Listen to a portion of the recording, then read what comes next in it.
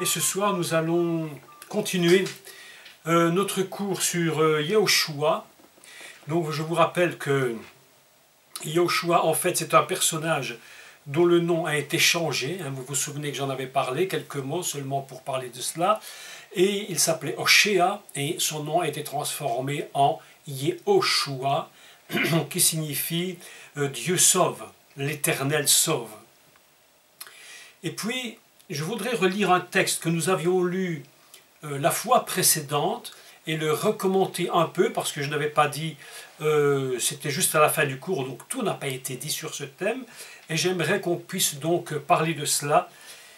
C'est dans le livre des Nombres, toujours concernant Yehoshua, et je voudrais redire quelques mots par rapport à ça. C'est très très important de pouvoir faire l'enchaînement avec ce que je vais dire maintenant.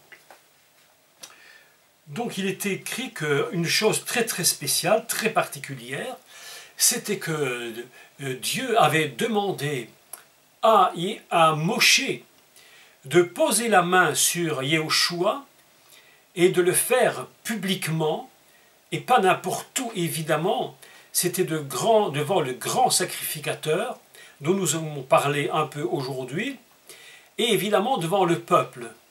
Et puis nous avions constaté une chose très surprenante dans la Torah, c'est qu'en réalité, Moshe n'a pas posé la main sur Yehoshua, mais il est dit qu'il a posé ses mains. Donc j'ai relu le texte parce que je trouvais que c'était tellement étrange. Et en réalité, pour comprendre ce qui est écrit, il faut lire le dernier verset que je vais relire et vous l'expliquer exactement ce qu'il veut dire. Et la traduction, évidemment, en français était une traduction tout à fait, je trouve, assez ratée, parce que toute personne qui a vu ce texte n'a pas jugé bon de la traduire telle que c'était, parce que ça semble impossible. Il y a des traductions dans la Torah, vous savez, qui sont parfois, mais vraiment impossibles à traduire. Et puisqu'on essaie de le faire dans un style qui est quand même lisible et compréhensible pour tout le monde, bien que ça n'enlève pas une vérité, même si la traduction n'est pas parfaite, enfin néanmoins, quelque chose est étrange. Peut-être pas pour tout le monde, puisque les gens lisent un peu basiquement la Bible et ne cherchent pas les détails. Mais c'est à cela que je m'attache, à essayer de comprendre les mots et les versets. Donc je relis simplement le texte du début, puis nous allons le relire en hébreu. Je vais vous expliquer la forme grammaticale hébraïque. Donc ce n'est que de la grammaire que je vais dire ce soir, mais cette grammaire va nous faire comprendre une vérité absolument importante.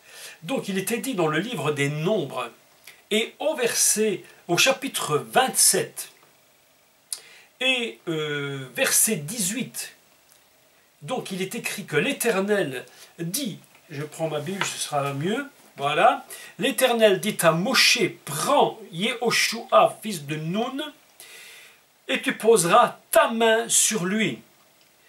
Tu la placeras devant le sacrificateur El-Hazar et devant toute l'assemblée, et tu lui donneras des ordres sous leurs yeux, tu le rendras ainsi participant de ta dignité, afin que toute l'assemblée des enfants d'Israël ou des fils d'Israël écoute.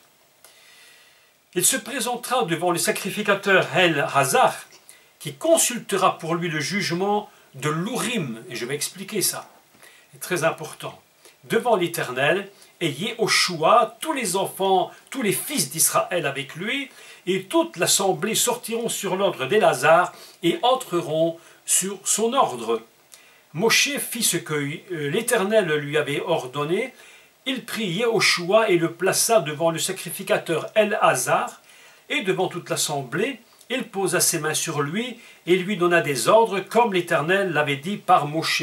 Et c'est cette dernière traduction, évidemment, qui est ratée dans la traduction, quelle qu'elle soit d'ailleurs. J'ai trouvé ici à la maison plusieurs différentes versions, même des versions qui datent du XVIIIe siècle, puisque j'ai des très très vieilles Bibles à la maison, et toutes les versions sont assez je dirais, différentes les unes des autres, mais ne se rapprochent pas totalement du texte. Donc le texte dit exactement ceci, Ka'asher diber Adonai beyad Moshe.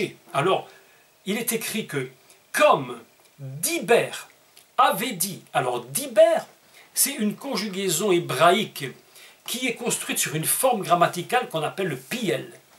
Et le piel, c'est une forme qui est une forme insistante. Il y a plusieurs formes en hébreu, vous savez, comme en français d'ailleurs, vous savez, hein, il y a toutes sortes de façons de conjuguer un verbe. En hébreu, nous avons le paral, nous avons le piel, etc. Et donc ici, le piel est une forme de conjugaison hébraïque qui est une forme d'insistance. On pourrait donc lire comme avait dit avec insistance l'Éternel. Et la suite, qui là évidemment pose problème au traducteur, il avait dit avec insistance l'Éternel dans la main de Moshe, dans sa main, il parle dans sa main. Alors évidemment la traduction n'a pas été faite parce qu'on trouvait que ce n'était pas du tout possible de le traduire. On dit comment est-ce possible que Dieu puisse parler dans sa main. En réalité le texte dit que la main c'est vraiment le but de l'action, et que cette action, Dieu va vraiment parler à travers l'action que Moshe va faire sur Yehoshua. Et c'est pourquoi il insiste énormément sur ce verbe, sur ce piel, pour qu'on le comprenne que c'est comme avait dit avec insistance, vraiment en insistant, l'Éternel dans la main de Moshe. Et c'est ainsi qu'on voit que le dernier verset, évidemment, se rattache au premier. Et alors, la question qui se posait, si on fait une lecture basique, Dieu lui dit pose ta main et puis il en pose deux, en réalité, cette dernière traduction, si elle est faite littéralement, nous montre que en fait, c'est une main qui se pose sur Yehoshua et c'est la main de Dieu qui insiste. Et l'autre main, c'est la main de Moshe. J'insiste énormément sur cela, parce que les gens doivent comprendre, et je mets tout le monde en garde, vraiment en garde, c'est que lorsqu'on impose les mains à quelqu'un, il y a toujours deux choses qui interviennent, jamais une seule chose. Il y a toujours un côté spirituel, il y a un côté, je dirais, purement de l'homme lui-même.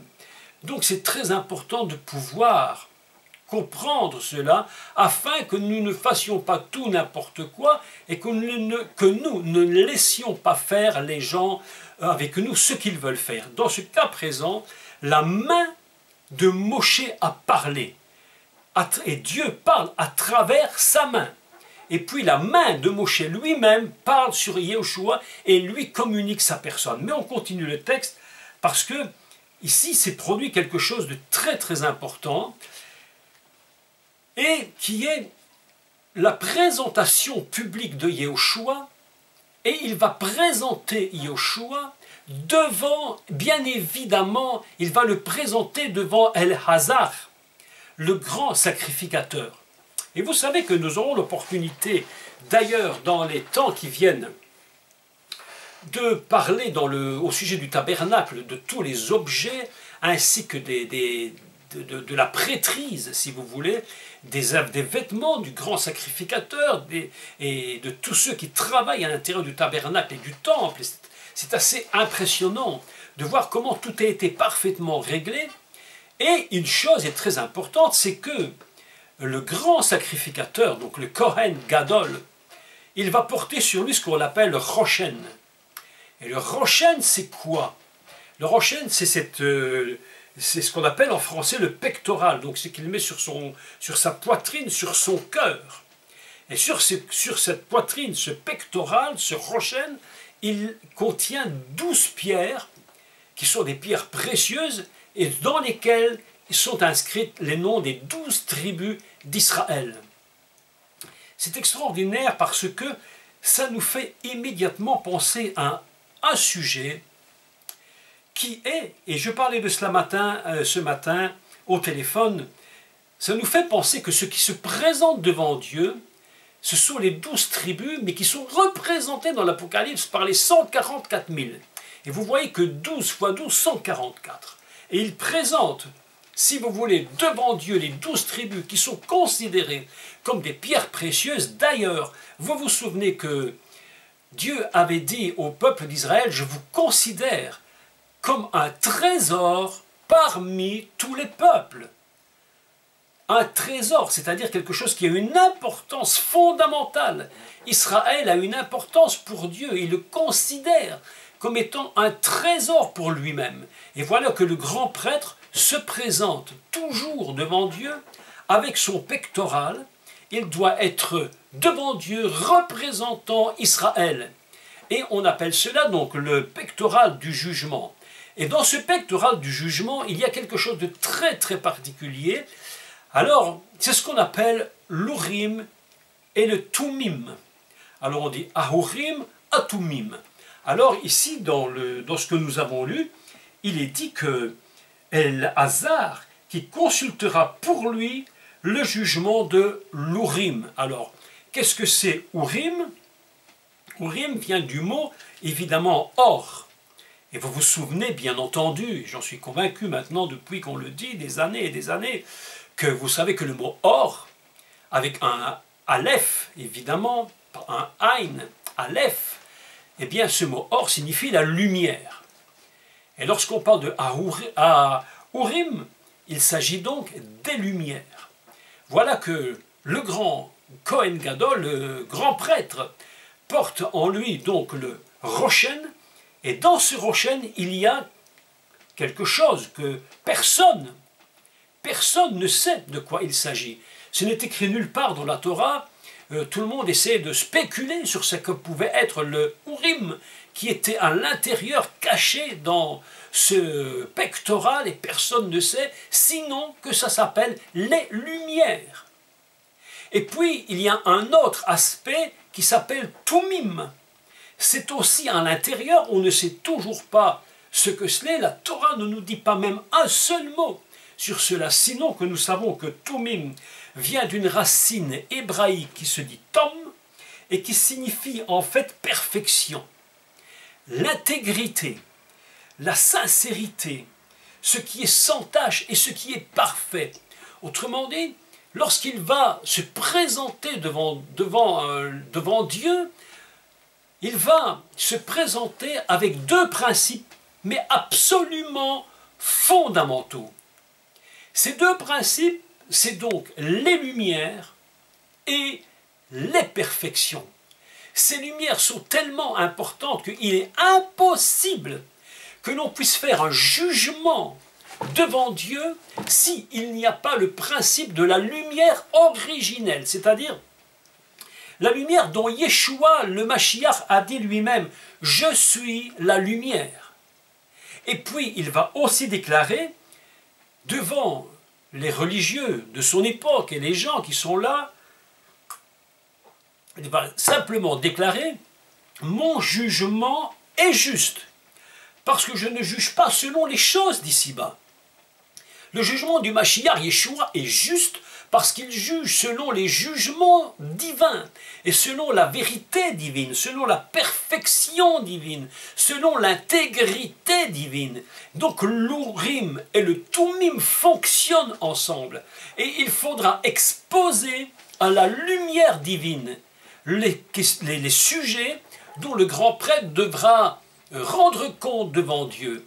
Et lorsque lorsqu'un sujet très important va devoir être exposé, et c'est le cas de Yehoshua, eh bien Moshe sera obligé, même si c'est Yehoshua, de le présenter devant le grand prêtre qui va se rendre devant Dieu et qui va exposer le cas de Yehoshua afin que la lumière de Dieu puisse juger ce personnage et que le Tumim, les perfections de Dieu, puissent juger qui est cet homme. Vous savez, c'est extrêmement important. Je crois que aujourd'hui, beaucoup de personnes veulent du ministère. Beaucoup de gens veulent travailler dans le ministère, espèrent, mais ils oublient une chose, c'est que d'abord, il faut être présenté devant Dieu, comme Yehoshua. Ce n'est pas parce qu'il s'appelle Yehoshua, ce n'est pas parce qu'on a changé de nom, ce n'est pas pour toutes ces raisons qu'il a droit à aller plus loin dans un travail, c'est parce que Dieu va placer sa lumière. C'est pourquoi le texte dit très clairement qu'il sera devant El-Hazar, le Kohen Gadol, et il est dit et qu'il consultera pour lui, pour Yehoshua, l'Urim. c'est-à-dire les lumières. La seule façon de pouvoir comprendre qui est qui, c'est de l'exposer à la perfection et puis de faire la comparaison. Il est impossible de savoir si quelque chose est convenable si vous l'exposez à quelque chose qui est de la même nature, de la même forme que lui. Mais si demain vous présentez quelque chose qui est vraiment mauvais face à quelque chose qui est parfait, évidemment on verra les différences. C'est pourquoi Dieu demande une consultation particulière du Kohen Gadol avec l'Urim afin que les lumières révèlent totalement qui est Yehoshua. Vous savez, Paul, l'apôtre Paul lui-même, va donner une déclaration qui est absolument similaire. Cette déclaration, il va dire, Paul, « Je rends grâce à Dieu de ce qu'il m'a trouvé fidèle en m'établissant dans le ministère. » Il ne s'agit pas de croire que Dieu nous choisit comme cela sur un coup de doigt ou sur une idée. Non, il va surveiller pour voir en réalité est-ce que les gens qu'il choisit sont fidèles. Paul va dire « il m'a trouvé fidèle ». C'est-à-dire qu'il y a une fidélité qui doit précéder l'appel de Dieu, ou je dirais qui doit précéder l'installation d'un travail. Dieu regarde. Vous savez, dans l'Église, dans le peuple d'Israël, il y a toutes sortes de personnes et de travail qui se fait. Mais celui qui croit avoir réellement un appel pour un ministère particulier, tel que le sera celui de Yehoshua, celui-là, il ne sera pas choisi comme ça par hasard, ce sera parce que Dieu aura trouvé cette personne tout à fait fidèle. On se pose des questions parfois, mais pourquoi sommes-nous parfois si éprouvés?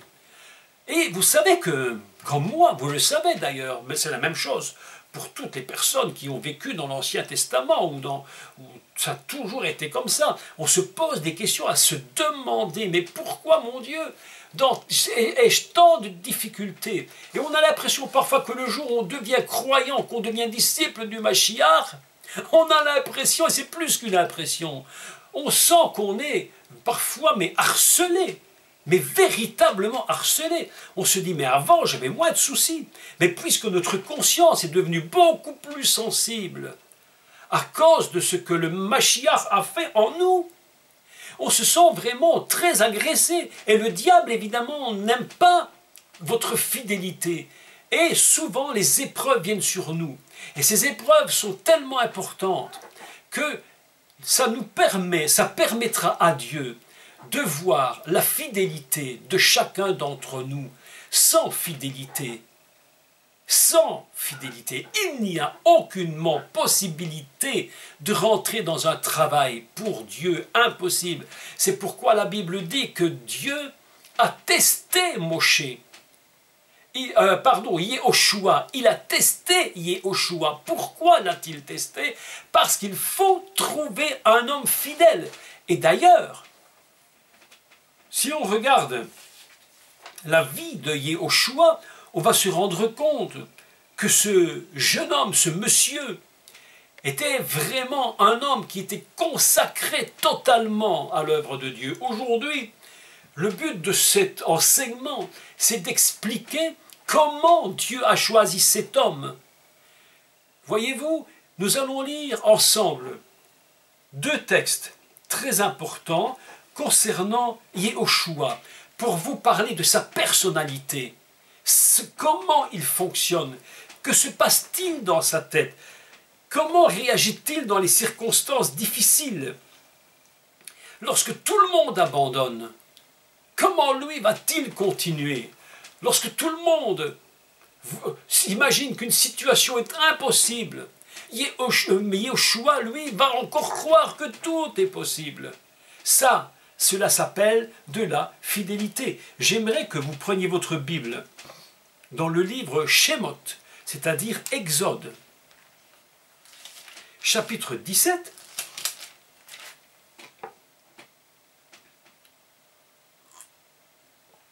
au verset 8 et jusqu'au verset 16. Je vais lire. Et vous allez constater quelque chose d'absolument magnifique ici dans ce texte concernant Yehoshua. Donc nous lisons Shemot 17. À partir du verset 8, je commence la lecture et vous allez comprendre ce qui se passe. Donc Amalek, vous savez, Amalek c'est l'ennemi, mais vraiment l'ennemi fondamental d'Israël. Amalek a toujours pourchassé Israël. La Bible nous dit d'Amalek, donc ce serait intéressant d'un jour parler qui est ce monsieur et cette tribu-là qui pourchasse constamment Israël. Et Amalek avait déjà pourchassé le peuple d'Israël lorsqu'il était sorti d'Égypte. Et la Bible nous dit qu'il restait derrière Israël et il s'attaquait aux plus faibles. Il s'attaquait donc à des gens qui étaient les retardataires. Vous savez, il y a toujours des retardataires. Hein, vous avez remarqué ça, toujours partout. Il y a toujours ceux qui tirent la machine, il y a ceux qui continuent. Et puis il y a ceux qui râlent tout le temps, qui sont toujours derrière. Et puis alors il y a ceux qui eux, retardent la marche. Et ceux-là sont les plus faibles. Et ces retardataires, la parole de Dieu nous dit que Amalek les pourchassait pour les détruire. Donc, Amalek est en train de pourchasser Israël dans le désert, et voilà ce qui est dit. Amalek va combattre contre Israël à Rephidim. Alors Moshe dit à Yehoshua, choisis-nous des hommes, sors et combat Amalek.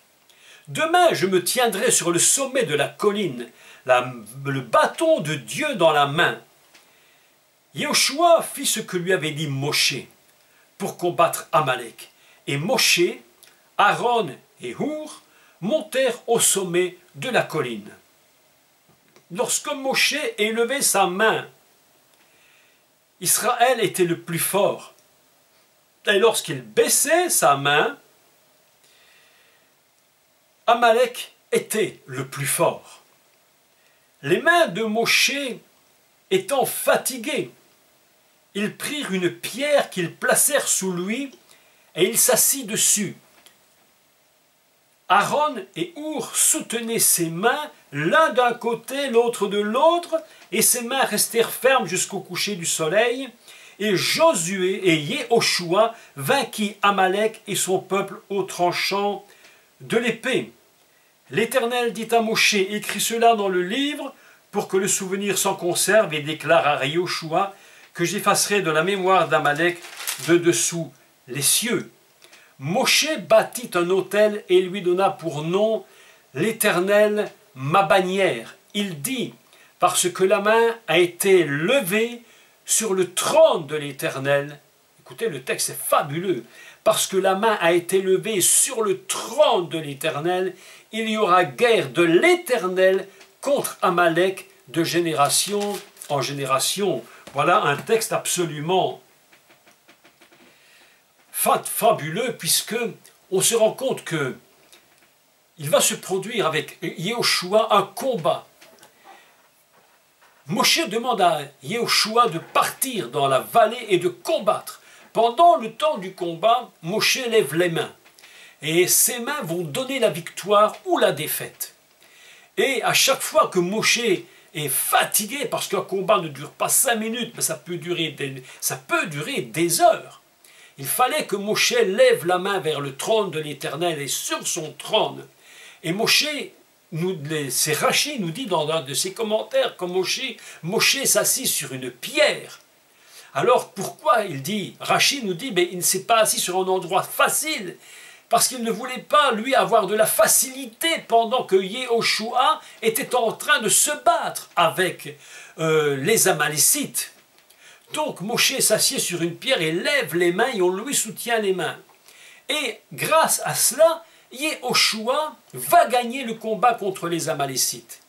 Et vous savez que dans la Torah, vous remarquerez que, mais je dirais presque à chaque fois, qu'il y a un épisode marquant, les personnages bibliques comme Abraham, Yitzhak, Yaakov, ici c'est Moshe, il y en aura plus bien d'autres, Yehoshua plus tard aussi, vont construire des autels.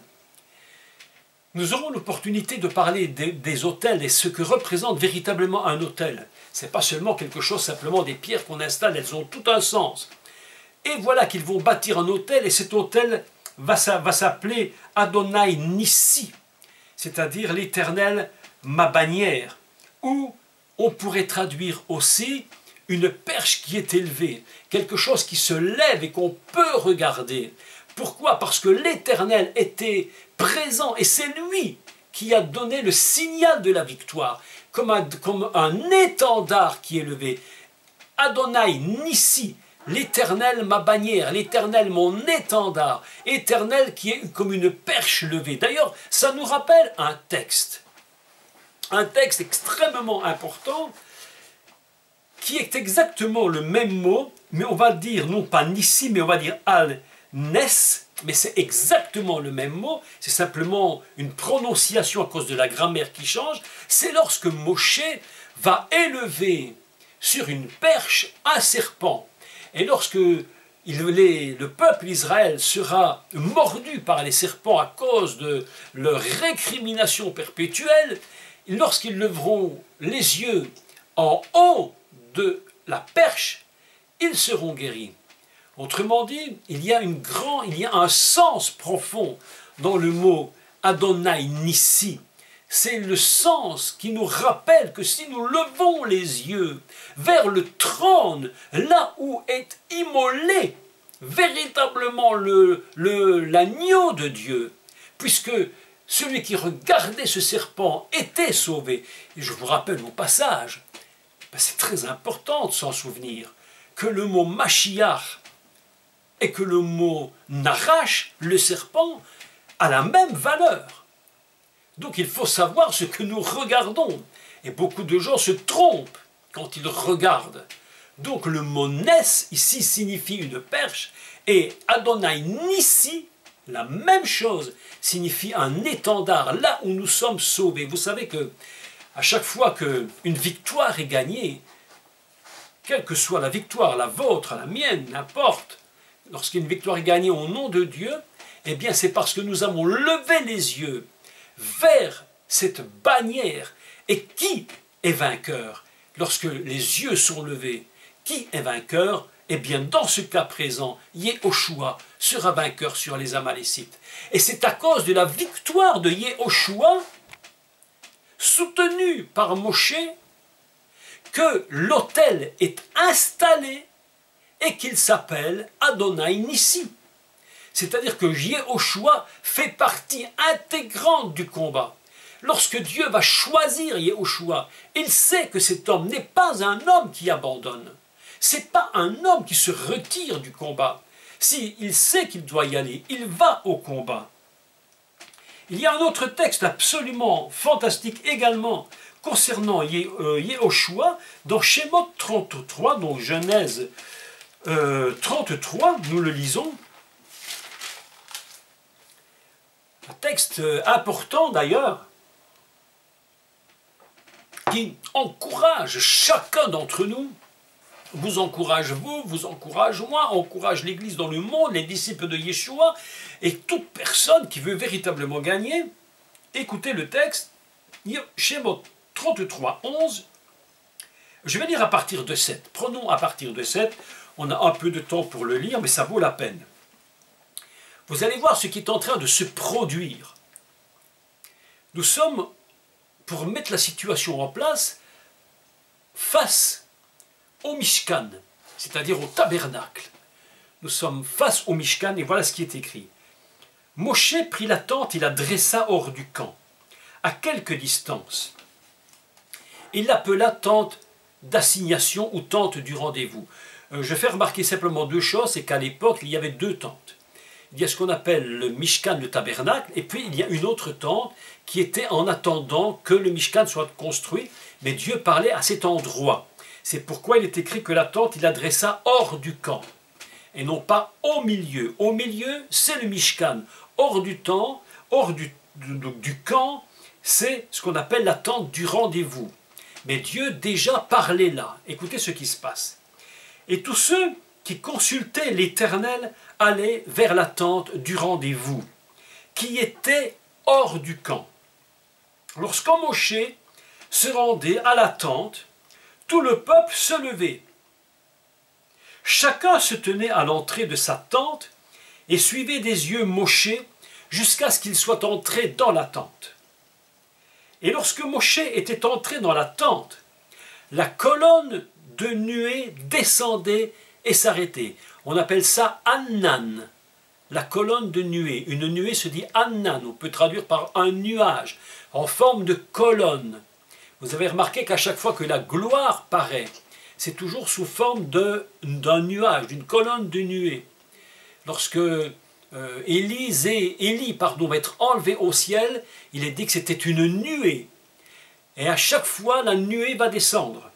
Donc la colonne de nuée descendait et s'arrêtait, se tenait debout, elle était fixée comme une colonne, donc, à l'entrée de la tente. Et l'Éternel parlait avec Moshe. Tout le peuple voyait la colonne de nuée qui s'arrêtait à l'entrée de la tente. Tout le peuple se levait et adorait à l'entrée de sa tente. Vous imaginez une fraction de seconde, le spectacle de 1,5 million à 2 millions de personnes qui voient la colonne. Et à chaque fois qu'ils voient que Moïse rentre, ce peuple se prosterne devant sa tente. C'est absolument impressionnant. Un peuple qui était uni, un peuple qui était vraiment un peuple qui se tenait ensemble. Et lorsque Moshe rentrait, c'était le peuple qui adorait. L'Éternel parlait avec Moshe face à face, comme un homme parle avec son ami. Voilà un petit verset, mais absolument splendide. Il parlait face à face avec Moshe, comme un homme qui parle avec son ami. Vous imaginez le contact entre Moshe et l'Éternel. Absolument, mais fabuleux, fantastique. Puis Moshe retourné au camp. Écoutez la suite. C'est ici maintenant qu'intervient Yehoshua. Puis Moshe retourné au camp, mais son jeune serviteur, Yehoshua, fils de Nun, ne sortait pas du milieu de la tente. Il y a quelque chose ici d'absolument incroyable dans ce texte. On voit que même Moshe quitte la tente parce qu'il a terminé, si vous voulez, le rendez-vous avec son Dieu. Mais Yehoshua, il demeure à l'intérieur. Et ça, mes amis, ça, Hachem, le nom de Dieu dont j'ai parlé ce matin, le nom sublime, il a regardé et il a vu ce que Yehoshua faisait. Il a compris que ce jeune homme était un jeune homme déterminé et que si même Moshe sortait, lui, il restait à l'intérieur. Cela s'appelle de la consécration, cela s'appelle de la fidélité. C'est absolument le personnage que Dieu voit. Il y a un autre personnage dont nous avions parlé, je crois, il y a déjà 1 an, peut-être 2, plus peut-être, je ne sais plus. C'était le personnage de Gédéon. Il est dit que l'ange de l'Éternel le regardait et Gédéon ne le voyait pas, mais l'ange de l'Éternel qui s'était assis en dessous du térébinthe, je crois, si je ne me trompe pas, il regardait Gédéon, il le surveillait. Et c'est parce qu'il a vu la fidélité de cet homme qu'il lui a donné la responsabilité de libérer le peuple d'Israël des Philistins. Mes amis, c'est la fidélité. Sans fidélité, il ne faut même pas imaginer que vous allez être choisi. C'est impossible. Et même lorsque vous aurez fait tout ce que vous deviez faire, il faudra encore passer dans ce qu'on appelle l'Urim, c'est-à-dire à la lumière. Vous savez, la lumière, c'est très important parce que c'est cette lumière qui permet de transpercer les choses.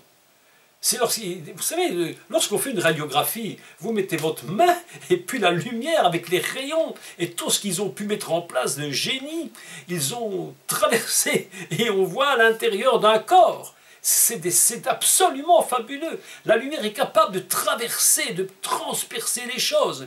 C'est pourquoi c'est à la lumière que va se révéler la perfection. et voir la personnalité de Yehoshua. Et c'est pour cela qu'il sera choisi, et non pas pour autre chose. Alors, évidemment, Dieu le regarde, et il a constaté que lorsqu'ils sont sortis d'Égypte, et que lorsque Moshe a choisi les 12 chefs de tribus, que Yehoshua faisait partie des 12, vous vous souvenez que c'est à ce moment précis où il va partir en espion avec les 11 autres en terre de Canaan, de Canaan, pour voir ce qui s'y passe. C'est à ce moment-là que son nom avait été changé. Vous vous souvenez de cela? Et il va partir dans cette terre, et lorsqu'il revient, eh bien, ils vont défendre la cause de l'Éternel. Là où tout le monde dit c'est impossible, où tout le monde dit nous n'y arriverons pas, deux seulement vont décider de croire définitivement que ce que Dieu a dit va s'accomplir. Et c'est pourquoi Yoshua et Caleb, Caleb c'est un mot formidable, c'est un nom formidable, parce qu'en hébreu on dit Kalev. Et si vous décomposez le mot en deux parties, c'est très intéressant. Alors vous avez un kaf qui signifie comme, et vous avez lev qui signifie le cœur. C'est comme le cœur. C'est Yehoshua et comme le cœur. Ils sont ensemble, un cœur et une détermination profonde. Et c'est les deux personnages qui ont cru que tout était possible. Et lorsqu'ils sont revenus, le peuple s'est mis à pleurer, à râler. Ils étaient dans tous leurs états. Mais ils ont défendu la cause de Dieu. Mais Dieu l'a vu. Mes amis, Dieu voit ce que Yehoshua a fait. Et il va le choisir. Face à l'Urim, on va interroger l'Urim. Et on va demander à la lumière ce qu'elle pense, ce qu'elle est capable de transpercer le personnage. Et en effet, il va être choisi. Et c'est la raison pour laquelle c'est lui qui va recevoir, qui va recevoir le ministère et à qui il va être demandé de faire traverser tout Israël à travers le Jourdain. Personnage extrêmement fidèle. Un homme que l'on peut passer au scanner. Dieu a vu cet homme.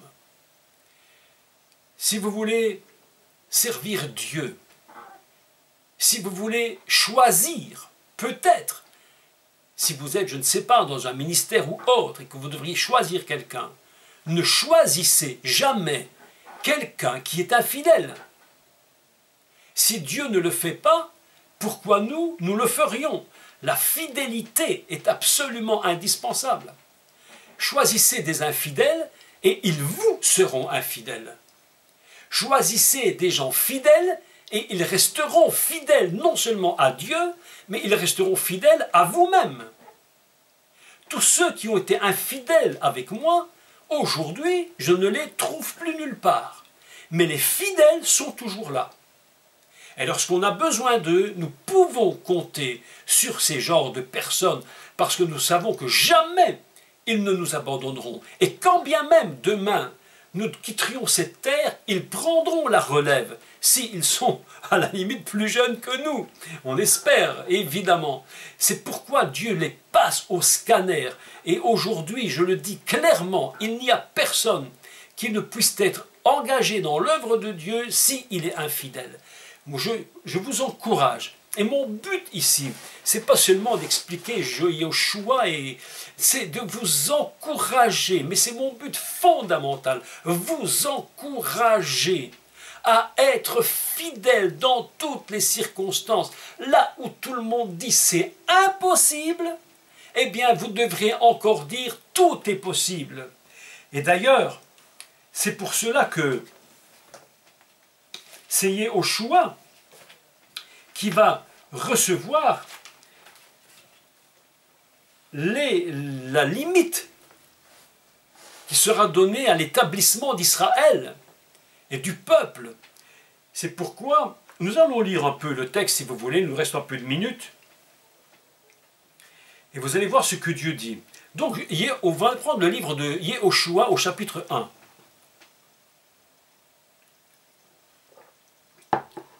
Après la mort de Moshe, serviteur de l'Éternel, l'Éternel dit à Yehoshua, fils de Nun, serviteur de Moshe, Moshe, mon serviteur, est mort. Maintenant, lève-toi, passe ce Jourdain, toi et tout le peuple, pour entrer dans le pays que je donne aux fils d'Israël. Tout lieu que foulera la plante de vos pieds, je vous le donne, comme je l'ai dit à Moshe. Vous aurez pour territoire depuis le désert et le Liban jusqu'au grand fleuve, le fleuve de l'Euphrate, tout le pays des Essiens jusqu'à la grande mer vers le soleil couchant. Nul ne tiendra devant toi tant que tu vivras. Je serai avec toi comme j'ai été avec Moshe. Je ne te délaisserai point, je ne t'abandonnerai point. Fortifie-toi et prends courage, car c'est toi qui mettras ce peuple en possession du pays que j'ai juré à leur père de leur donner. Fortifie-toi seulement et bon courage en agissant fidèlement dans toute la loi que Moshe, mon serviteur, t'a prescrite. Ne t'en détourne ni à droite ni à gauche, afin que tu réussisses dans tout ce que tu entreprendras. Que le livre de la Torah, c'est ça qui est écrit littéralement, hein, ne s'éloigne point de ta bouche, médite-le le jour et la nuit, pour agir fidèlement selon tout ce qui est écrit. C'est alors que tu auras du succès dans tes entreprises, c'est alors que tu réussiras. Ne t'ai-je pas donné cet ordre? Fortifie-toi et prends courage, ne t'effraie point et ne t'épouvante point, car l'Éternel ton Dieu est avec toi dans tout ce que tu entreprendras. Donc voilà ce que Dieu dit à Yehoshua. Après l'avoir choisi, il dit, Moshe, mon serviteur, Moshe est mort. Maintenant, lève-toi, car c'est toi, je t'ai choisi. Et je sais maintenant que c'est toi qui vas faire ce travail. J'ai vu qui tu es. Je sais que tu es capable. C'est pourquoi lève-toi, car c'est toi qui mettras le peuple en possession de ce pays que j'ai donné. Et il reçoit ainsi donc le territoire dont je vous dis au passage que jusqu'à ce jour, Israël n'a pas complètement habité. Il y a des parties que jamais ils n'ont pris. Il faudra attendre la délivrance finale d'Israël pour que véritablement Israël soit totalement dans sa structure selon la promesse. Et il est écrit « Rak chazak vehematz ». Cela veut dire « sois fort et sois surtout déterminé ». Parce que c'est toi qui vas mettre en possession la promesse pour Israël. Yehoshua sera l'instrument de l'accomplissement de la promesse. Vous savez que par trois fois, Dieu va lui dire « Sois fort et courageux, sois fort et déterminé, n'abandonne jamais ». Je me suis posé la question, je me suis dit pour quelle raison le dit-il trois fois? Est-ce qu'il y avait besoin de le dire et de le redire et encore de le redire? Est-ce que chaque fois qu'il le dit, est-ce que ça a le même sens? Est-ce que c'est pour la même raison ou pour une différente raison? En réalité, si vous regardez le texte, vous allez voir qu'il y a trois fois et que chaque fois il le dit dans un autre contexte. Lorsqu'il lui dit « sois fort et courageux », la première fois, il le dit par rapport à son appel. Parce qu'on peut avoir un appel et subitement se poser des questions par rapport à l'appel, c'est dire mais est-ce que je serai capable? Vous savez, c'est ce qui s'était produit d'ailleurs avec Moshe. Lorsque Moshe, vous vous souvenez qu'il disait à Dieu mais ils ne me croiront pas. Et quand je leur dirai mais l'Éternel m'est apparu, ils me diront mais ce n'est pas possible, tu nous racontes n'importe quoi. Tu es un menteur. Moshe avait peur. Et il a fallu que Dieu intervienne, j'allais dire, assez violemment dans la vie de Moshe, pour que Moshe puisse prendre véritablement, j'allais dire, le serpent par la queue et dire « je domine ». Donc il dit à Yehoshua concernant son appel, et par rapport à son appel, sois fort et fortifie-toi, prends courage, sois déterminé. La deuxième fois, il lui dit, Alors je recherche, fortifie-toi seulement et bon courage en agissant fidèlement selon la loi que Moshe, mon serviteur, t'a prescrite, ne t'en détourne ni à droite ni à gauche. Ça parle de quoi? Ici, ça ne parle plus de son appel. Ici, ça parle de son âme. Ne te détourne ni à droite ni à gauche. Il faut que ton âme soit structurée. Il faut que tu sois fort et courageux au niveau de ton âme. Non seulement ton appel, tu y crois, il faut que tu y crois. Tu dois travailler dessus, mais maintenant au niveau de ton âme, fortifie-toi. Fortifie ton âme, qu'elle soit déterminée à ne jamais faire autre chose que ce que la Torah dit. Alors le texte est absolument formidable parce qu'il dit que ce livre de la Torah ne s'éloigne point de ta bouche. Pourquoi dit-il de ta bouche? Pourquoi pas de tes yeux? Vous savez, lorsque vous lisez un livre, ce n'est pas votre bouche, c'est vos yeux.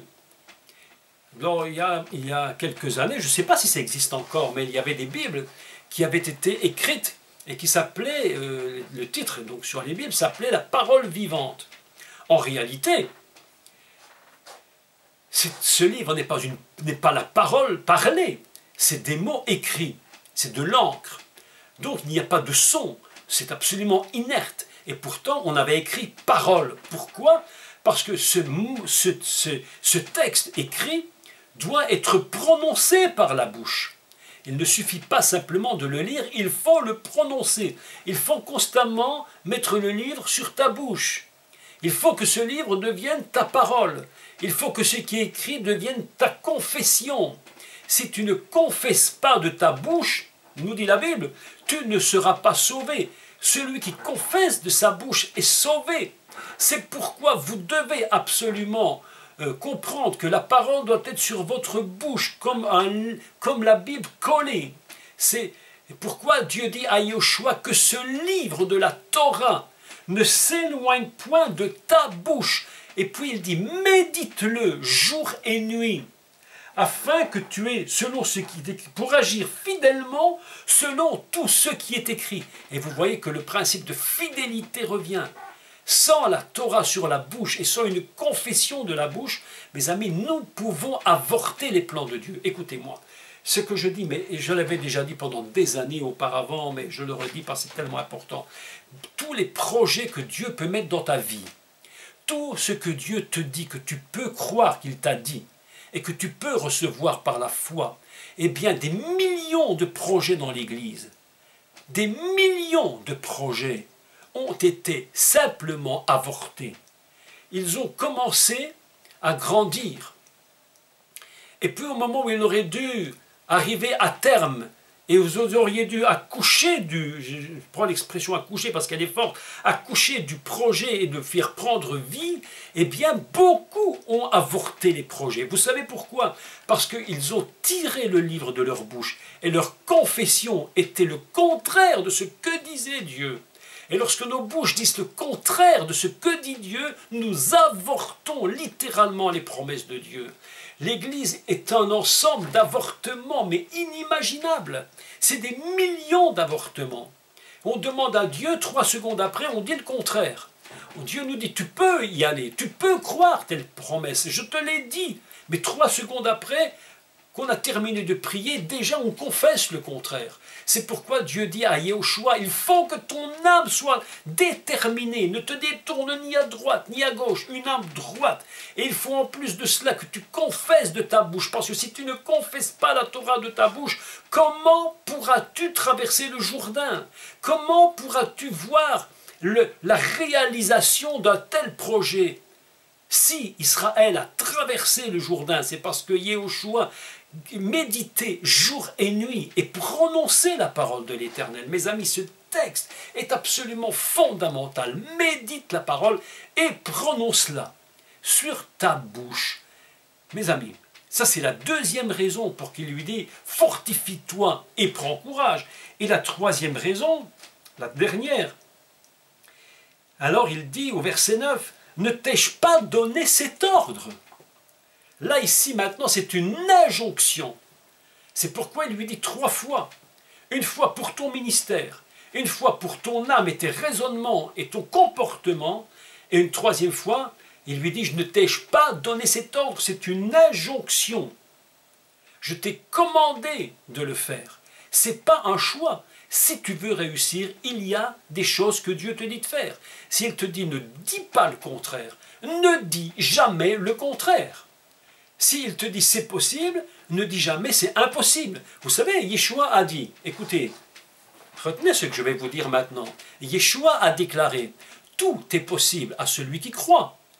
Il n'a jamais dit, tout est facile à celui qui croit. Mais il a dit, tout est possible. Il a dit, tout est possible, tout ce que vous demanderez au Père, croyez que vous l'avez reçu, et vous le verrez s'accomplir. Mais une dame, un jour, me posait la question, elle me disait, mais combien, jusqu'à quand faut-il prier? Jusqu'à quand faut-il prier? Mais quand faut-il s'arrêter? Quand est-ce qu'on est certain? Mes amis, la réponse est simple. La parole de Dieu nous dit, très simplement, priez jusqu'à ce que vous l'ayez vu s'accomplir. Priez jusqu'à ce que vous l'ayez vu s'accomplir. Mais entre deux, ne dites jamais le contraire. Jamais le contraire. Allez droit au but. Ne vous détournez ni à droite ni à gauche et prenez la Bible et mettez-la sur votre bouche afin qu'elle devienne votre parole. C'est cela que nous enseigne le texte de Yeshua. Vous imaginez comment Dieu l'a regardé, comment Dieu l'a évalué à sa lumière divine. Yeshua a dit, je suis la lumière. Lorsque vous êtes face à lui, il vous évalue. Lorsque vous êtes face à lui, eh bien, il regarde votre détermination, il regarde votre droiture, il regarde comment vous fonctionnez, il regarde votre sincérité, il regarde si vous êtes vraiment digne de pouvoir être utilisé. Vous savez, beaucoup de gens veulent être utilisés par Dieu et sont indignes. Et c'est pourquoi Dieu ne les choisit pas, parce qu'ils n'ont pas de détermination. Ce sont des gens qui sont prêts à abandonner à la moindre difficulté. Mes amis, je sais que lorsqu'on vient au Mashiach, lorsqu'on devient son disciple, les choses peuvent devenir extrêmement compliquées. Parce qu'autrefois, l'ennemi de vos âmes, le diable lui-même, quand il voyait que vous faisiez votre vie comme vous voulez, il n'avait pas beaucoup d'intérêt à vous ennuyer, puisque de toute façon, vous faisiez ce que vous voulez. Mais aujourd'hui que vous êtes disciple du Mashiach, aujourd'hui que vous le servez, alors il vous regarde et il fera tout pour vous décourager. Et la Torah nous enseigne à travers ce texte que comme Yeshua, nous devons être fidèles, déterminés, jamais abandonnés. N'arrêtez jamais, continuez. Ne regarde ni à droite ni à gauche, n'écoute rien de ton oreille gauche, n'écoute rien de ton oreille droite. Les gens disent ce qu'ils veulent. Les gens pensent ce qu'ils veulent. Les gens se comportent comme ils veulent. Ça ne m'intéresse en rien du tout. Je suis arrivé dans ma vie à un point où je vous affirme qu'aujourd'hui, je n'écoute personne. On peut me faire du mal, on peut dire n'importe quoi sur moi. Ça n'a plus aucune sorte d'importance. Je ne me détournerai ni à droite ni à gauche, mais je confesserai de ma bouche que Yeshua, ce qu'il a dit, va s'accomplir.